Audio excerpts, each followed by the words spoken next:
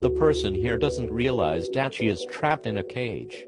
Ironically, there are many people who do realize they are imprisoned, but deny it. It can be a great challenge for some to give up old belief systems and think outside of the box. What are you talking about? How could you say that I am imprisoned when I have the freedom to make my own choices, control my own destiny, and make changes whenever necessary? I can think for myself. I am an individual. I am my own person, and I am also older and more experienced than you are. You may hear countless attempts from them trying to rationalize and explain the situation with logic. It can frustrate and grieve the person on the outside looking in. Oh, okay, so you have all the answers now. You are right, and I am wrong. You speak out of pure speculation and ignorance. They may even agree negatively. So what if you are right? Watch for body language. Not many people like to, or will admit, when they are wrong. It can be hurtful, humiliating, or shocking when approached about an error, even if the person who approaches does it in an appropriate manner. I'm telling you, I am fine. Nothing is wrong with me, how I view things, or how I am living. Just because your view is different, doesn't give you the right to force it on others. Can't you agree to disagree? Don't you believe that there are different strokes for different folks? While attempting to correct them, you may see anger, resentment, or pride surface. The conversation may stir up a lot of emotions and take many different directions. Blah blah blah, you are so self-righteous it's disgusting. How many love relationships have you been through? Don't you remember the time you were caught stealing? How about the time I had to bail you out? How in the world do you expect me to take into consideration what you are saying? The hypocrisy card is generally the best defensive mechanism they have.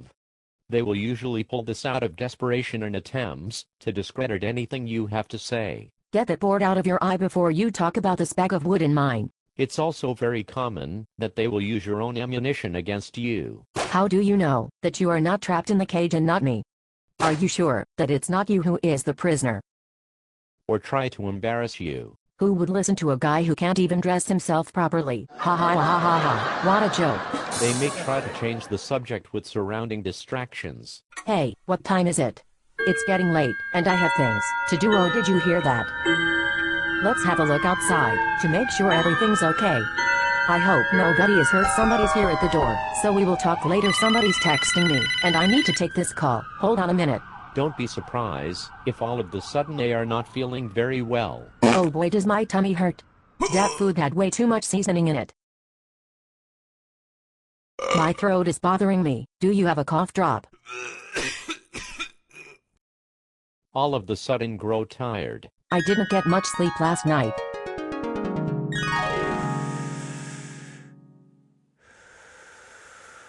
Flattery can be one way of changing the subject. Do you know that you make the cutest face when you get mad? Wow, this is some huge place you have here. I just noticed that you have on a pair of shoes that would match an outfit I have seen. You may even see that they will agree with you on certain things in order to turn the tables on you. You are so right.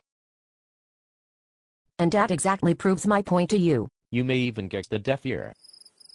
Oh, I am sorry. What did you say? Often irrelevant matters can be thrown into the subject. They may even take the conversation into a direction where they may want you to expose your personal feelings and opinions in order to make you appear as the culprit. Haven't you ever felt that way? Oh, come on. You're only human too, so you can't tell me that you haven't ever felt this way. If or when they let down their guard, they may even let you talk to them, sometimes only as a decoy. They will do that simply to catch you saying one thing wrong, and or try to make it seem that way. Okay, you can stop right there, because you say one thing, and then another. The person may even use personal references, past experiences, a relationship, or previous knowledge to obtain the so-called upper hand. I have seen your MySpace page and your Facebook. Yup, so explain that. How could you say that when you agreed with me last year? If you really were a friend, or really care, then you would try to see it the way I do. Don't be surprised if you hear famous quotes, scriptures, or sayings to back up their argument. Just because they may use an outside reference doesn't make them right. Well, according to the professors at Harvard, the law of karma tells us. In the books of Matthew and Luke I read. Scientists have already stated the facts. A psychic told me personally, so I know I am right.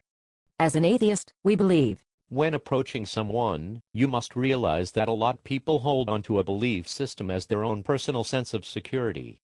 What you may have to say to them can change their life, in retrospect changing the world as they know, which can be very uncomfortable, especially if they have been accustomed to living and viewing things from that perspective for so long. One of the most important things is trying to get them to understand that you are not trying to hurt them, but trying to help them. Do your best to make sure they understand you are seeking to assist them unselfishly. Try your best to keep your composure, be comforting, and not offensive. You must do your best to help that person understand that you are not trying to debate with them. The last thing you want to do is give that person the impression that you are in a contest competing for the prize of being right, especially if that info you are trying to disclose can save a person's life. Oh yeah, I'm right, and you're wrong. Last but not least, study to show yourself approved. Make sure you mean what you say, and they know what you mean. Oh, I get it now. Hallelujah.